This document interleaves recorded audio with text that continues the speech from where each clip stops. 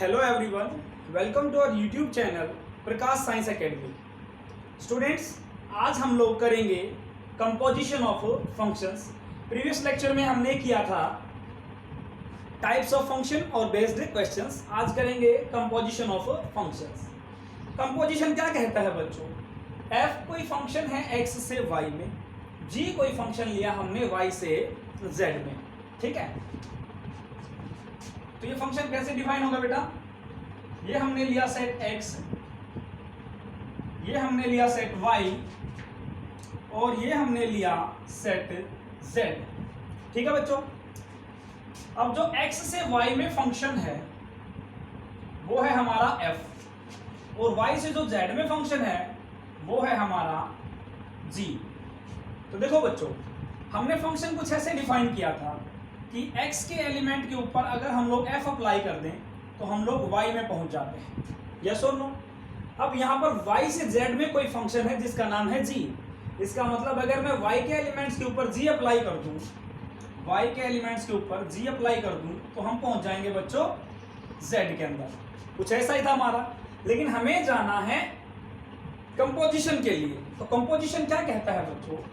Composition ये कहता है कि ये जो आपका fx आया y के इक्वल और y के ऊपर क्या अप्लाई हुआ है बच्चों? g। तो मैं कुछ ऐसा कर दूं कि मेरा fx is equal to y है और जब हम y पर g अप्लाई करेंगे, अप्लाइंग g ऑन y, क्या मिलेगा बच्चों? हमें दोनों तरफ g अप्लाई कर दो, g of fx is equal to g of y और g ऑफ y हमारा किसके इक्वल है बच्चों? z के इक्वल। यानी कि एक्चुअली क्या हुआ, g ऑफ fx इक्वल आ गया हमारा z के।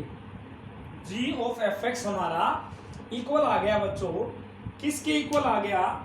z के इक्वल आ गया। यानी कि हुआ क्या है एक्चुअली, हमने f फंक्शन लिया था x से y में, g हमने फंक्शन लिया था y से z में, लेकिन अब GOF ये जो फंक्शन है GOF ये कहां से कहां पहुंचा बच्चों? x से z में। कहां पर पहुंचा? x से z में। तो अब जो x से z में जो फंक्शन पहुंचा है बच्चों वो है आपका GOF। और GOF एक्चुअली है क्या बच्चों? G of fx, G of fx। यानी कि जो आपका fx फंक्शन था उसके ऊपर बच्चों आपने g भी अप्लाई कर डाला, तो आप पहुंच जाते हैं x से z में। यानी कि बच्चों GOF अब एक ऐसा फंक्शन है जो x से z में डिफाइंड है, x से z में डिफाइंड है। अब वो पॉइंट ये आता है बच्चों कि कंपोजिशन ऐसा तो है नहीं भाई। कंपोजिशन होने के लिए फर्स्ट कंडीशन क्या है कि गोफ अपने आप में फंक्शन होना चाहिए।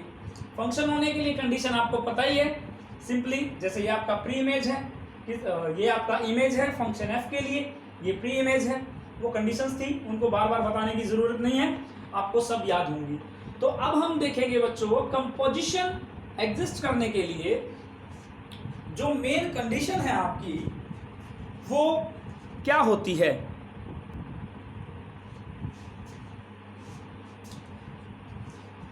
तो students GOF exist only when, condition है बच्चों। अब आप इसको कैसा लिख पाओगे?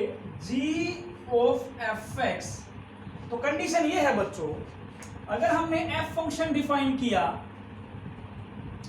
x से y में और g हमने फंक्शन डिफाइन किया था y से z में, तो बच्चों हमारा GOF जो डिफाइन हुआ था वो x से z में डिफाइन हुआ था। तो कंडीशन ये है कि जो अंदर जो फंक्शन है, यानी कि पहले जो फंक्शन अप्लाई हुआ, तो इसको मैं आगे जब लेक्चर लूंगा तो यही वर्ड यूज करूंगा मैं कि ये अंदर वाला फंक्शन और ये बाहर वाला फंक्शन। तो अंदर जो फंक्शन है यानी कि जो फंक्शन आपने पहले अप्लाई किया है उसकी range of f must be a subset of बाहर वाला function. Range of inside function must be a subset of domain of outside function, domain of g, तभी आपका गोफ एग्जिस्ट करेगा बच्चों, अदरवाइज गोफ आपका एग्जिस्ट नहीं करेगा। क्या बोला मैंने? अंदर वाले फंक्शन का range must be a subset of बाहर वाले फंक्शन का डोमेन। यानी कि अब अगर हम यहां पर बात करें fx का रेंज, तो हम यहां से इसका रेंज निकालेंगे। जैसे ये हमारा क्या हुआ? डोमेन, ये कोडोमेन, तो फंक्शन की जैसे डेफिनेशन हमारी आगे चलेगी हम लोग उसका रेंज निकालेंगे। अगर मैं यहां g ऑफ f की बजाय बात करूं बच्चों f ऑफ g की, तो मैं इसको ऐसा लिखूंगा f of g x, yes और नो। अब f ऑफ g के एग्जिस्ट करने के लिए कंडीशन क्या हो गई? अंदर वाले का range of G must be a subset of domain of बाहर वाला फंक्शन f। ये दोनों ही कंडीशंस बच्चों इंपॉर्टेंट हैं, दोनों ही कंडीशंस आपको ध्यान में रखनी है। जब भी हम गोफ या फोग से रिलेटेड क्वेश्चन करेंगे तो पहले ये वाली कंडीशन निकल के आती है बच्चों, ठीक है। अब यहां से एक बात और समझ में आ गई होगी आपको कि जो GOF है और FOG है, GOF is not equal to F of G generally आपका गोफ और फॉग इक्वल नहीं होते हैं स्टूडेंट्स, दोनों का मीनिंग अलग अलग कन्वे करता है, जैसा कि आपने इस कंडीशन के अकॉर्डिंग देखा भी है। मेन चीज यही ध्यान में रखनी है आपको कि गोफ कब एग्जिस्ट करेगा और फॉग कब एग्जिस्ट करेगा। एक और पॉइंट है स्टूडेंट्स कि अगर मैं आपको ये बोलूं इनमें से कोई कंडीशन अगर फुलफिल ना होती हो तो देखिए कैसे कि अगर आपका रेंज ऑफ f का इंटरसेक्शन, देखिए ये इसका सबसेट है, इसका मतलब क्या है? इन दोनों में कोई ना कोई चीज इंटरसेक्शन में आती है, इनका इंटरसेक्शन जो है फाई नहीं है। यानी कि रेंज ऑफ f का इंटरसेक्शन अगर डोमेन ऑफ g के साथ फाई आ जाए, क्या आ जाए बच्चों? फाई आ जाए, तो उस केस में GOF does not exist.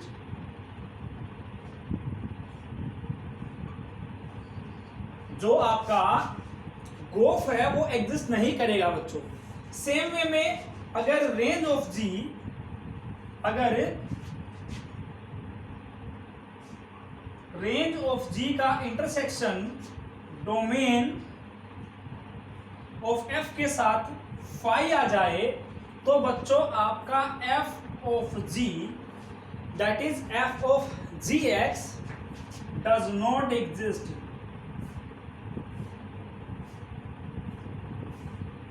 Exist नहीं करता है बच्चों, ये ध्यान रखें आप। ये दोनों तीनों कंडीशंस जो हमने डिस्कस करी वो हमें हेल्प करेंगी बाकी चीजों को निकालने के लिए।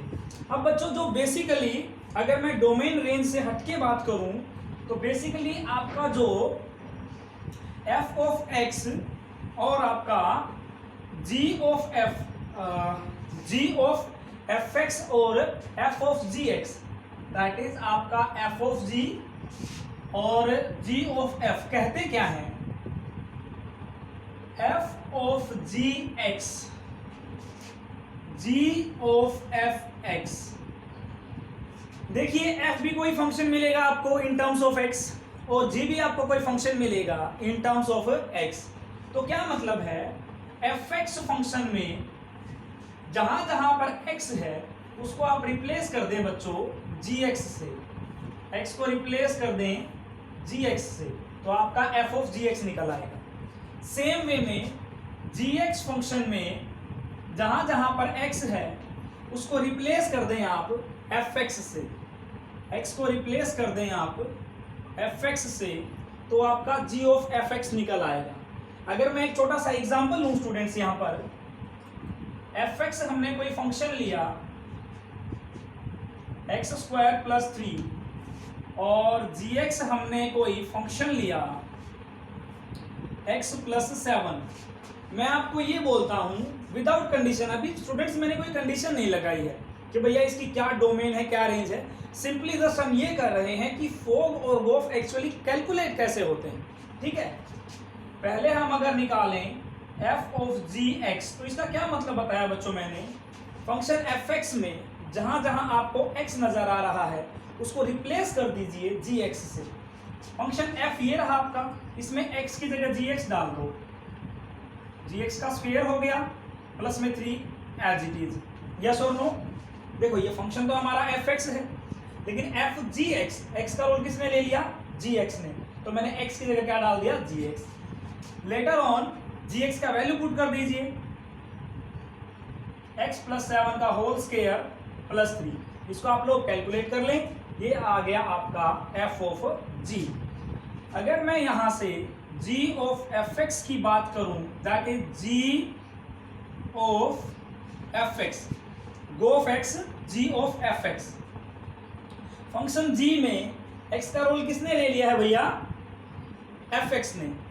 g फंक्शन ये रहा आपके पास, उसमें x की जगह fx डाल दो, fx प्लस 7, बाद में fx का वैल्यू डाल दो, x स्क्वायर प्लस 3, और ये प्लस का 7 आपका as it is x square plus 10। आप देख सकते हो बच्चों, ये एक डिफरेंट वैल्यू है, ये एक डिफरेंट वैल्यू है। जनरली हमने बोला था ना कि जो आपका FOG और GOF इक्वल नहीं होते हैं स्टूडेंट्स। आगे चलते हैं स्टूडेंट्स, इससे रिलेटेड कुछ प्रॉपर्टीज के लिए।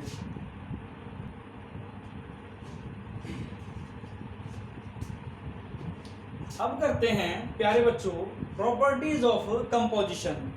सबसे पहली property, composition of functions is associative. इससे भी पहले आपने देखा FOG is not equal to GOF, यानी कि कम्यूट तो करते नहीं भाई, सीधी सी बात तो ये है। दूसरा point, composition of function is associative. f हमने कोई फंक्शन लिया a से b में, g हमने कोई फंक्शन लिया b से c में, और h हमने कोई फंक्शन लिया c से d में। तो ये कहता है बच्चों कि पहले आप GOF निकालोगे तो ऑब्वियस सी बात है जो आप GOF निकाल रहे हो वो a से c में हो जाएगा, ठीक है, जो कि हमने अभी अभी पढ़ा। वो जो रिजल्ट आएगा उसके ऊपर आप अप्लाई करोगे h, तो h ऑफ गोफ इक्वल हो जाएगा, पहले आप g के ऊपर h अप्लाई करो और जो रिजल्ट आया उसको अप्लाई करो f के ऊपर। ध्यान रहे ऑर्डर चेंज नहीं हुआ है, पहले f फंक्शन निकलेगा, उसके ऊपर g फंक्शन निकलेगा, जो रिजल्ट आएगा उसके ऊपर h फंक्शन निकलेगा। सेम वे में पहले g, देखो एसोसिएटिव होने का मतलब ये है पहले ये वाला रिजल्ट काउंट होगा, उसके ऊपर यानी कि पहले GOF बनेगा फंक्शन, उसके ऊपर h अप्लाई करना है। सेम वे में अगर हम इनका ऑर्डर चेंज कर दें, HOG क्या कहता है भैया कि G के ऊपर H अप्लाई होगा, जो रिजल्ट आएगा ना उसके ऊपर F अप्लाई नहीं करना, जो रिजल्ट आएगा वो जो है F के ऊपर अप्लाई करना है। यही कहता है बच्चों आपका एसोसिएटिव लॉ, ठीक है। H ऑफ GOF इक्वल होगा H of G of F। Second result है composition of two 1-1 function is also 1-1। 1-1 वाला आपको याद भी होगा बच्चों, fx1 is equal to fx2 हम लोग लेके चलते थे और x1 is equal to x2 हम लोग प्रूव करते थे। तो ये कहता है कंपोजिशन भी 1-1 हो जाएगा अगर दो फंक्शन 1-1 है। f कोई फंक्शन लिया हमने a से b में, g कोई फंक्शन लिया हमने b से c में, तो GOF आपको पता ही है a से c में हो जाएगा। तो GOF जो होगा ना बच्चों वो भी क्या होगा आपका 1-1 फंक्शन होगा। कंडीशन वही रहेगी फंक्शन डिफाइन होने के लिए, अंदर वाले का रेंज बाहर वाले के डोमेन का सबसेट होना चाहिए। नेक्स्ट प्रॉपर्टीज के लिए चलते हैं बच्चों।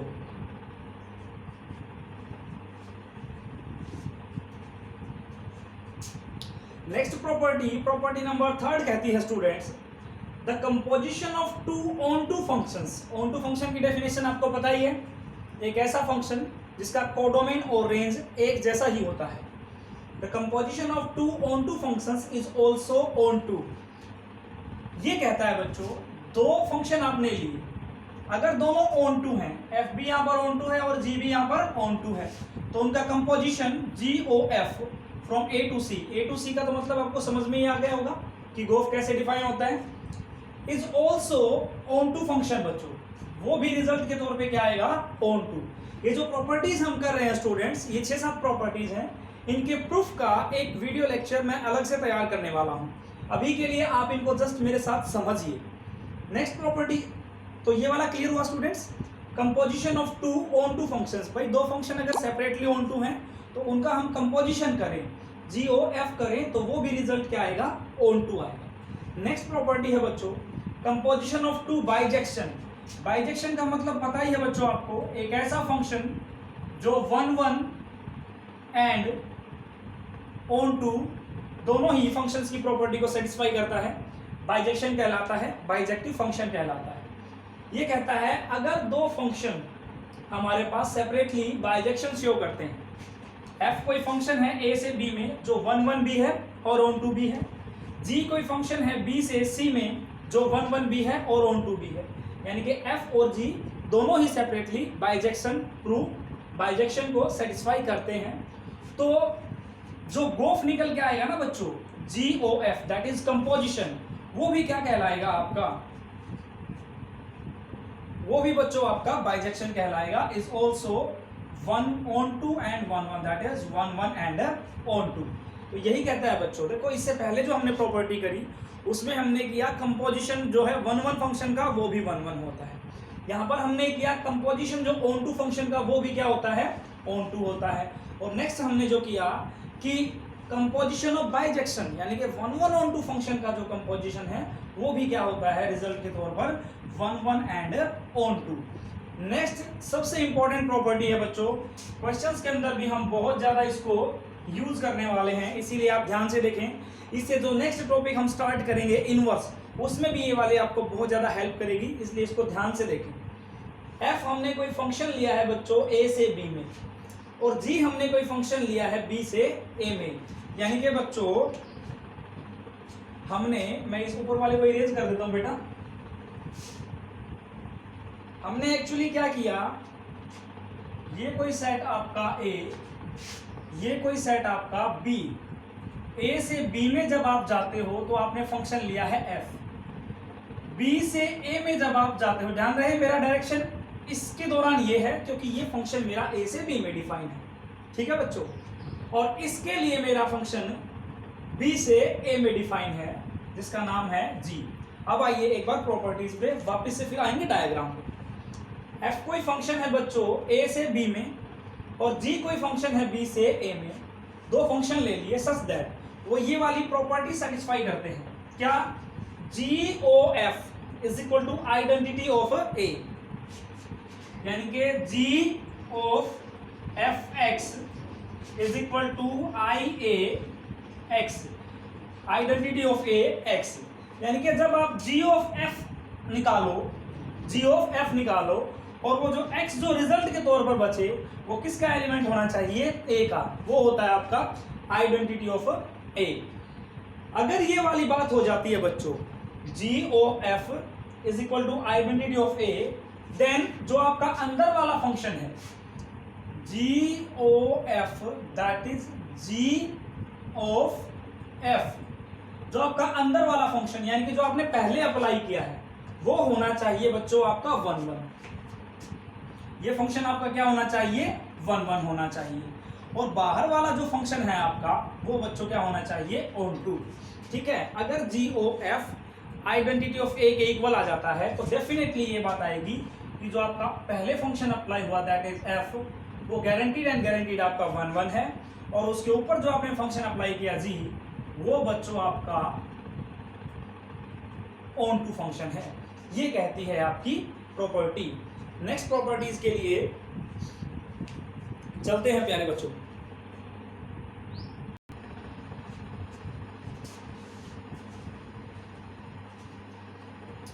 नेक्स्ट प्रॉपर्टी है students, property number 6, f is a function from a to b, g is a function from b to a।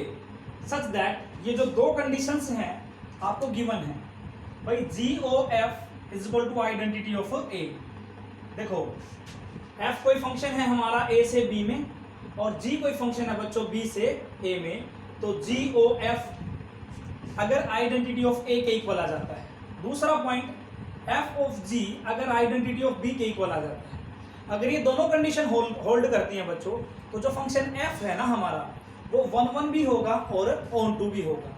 ये और भी ज्यादा इंपॉर्टेंट प्रॉपर्टी है जो स्टूडेंट्स, जो अगला हमारा कॉन्सेप्ट है इनवर्स ऑफ ए फंक्शन का, उसमें ये आपको बिल्कुल इक्वली हेल्प करेगा।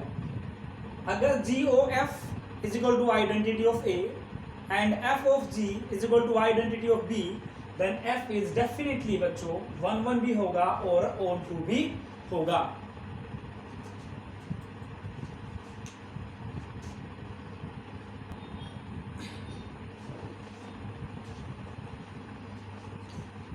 नेक्स्ट टॉपिक है स्टूडेंट्स हमारा inverse of a function. Inverse ये कहता है बच्चों,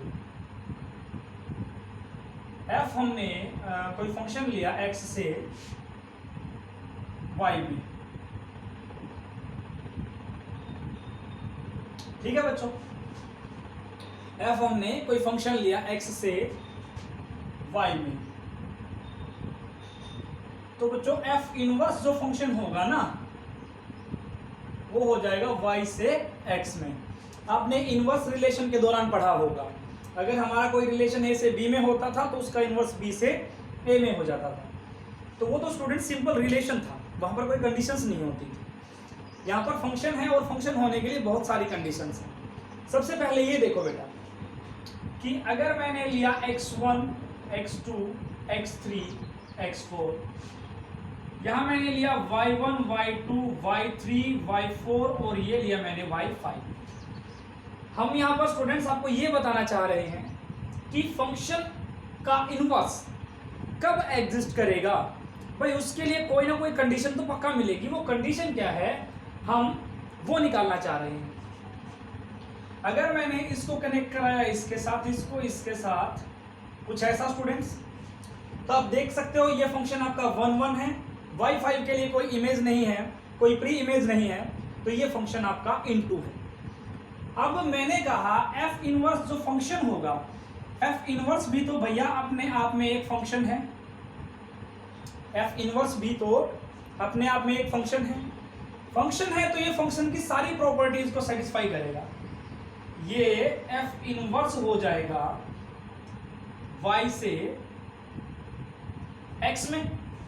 कंडीशन क्या बच्चों, जैसे हम लोग f डिफाइन करते हैं तो ये बोलते हैं x का कोई एलिमेंट फ्री नहीं होना चाहिए। दूसरी बात, इसका एक एलिमेंट इधर 2 के साथ अटैच नहीं होना चाहिए। कुछ ऐसी कंडीशंस लेते हैं बेटा। सेम वे में जब हम इनवर्स डिफाइन कर रहे हैं तो इनवर्स भी तो एक फंक्शन है और उसकी भी अपनी कुछ कंडीशंस होंगी, सेम कंडीशंस। अगर ये y से x में डिफाइन हुआ है तो y का कोई भी एलिमेंट फ्री नहीं होना चाहिए, यानी कि ऐसी बात नहीं चलेगी, ऐसी बात नहीं चलेगी।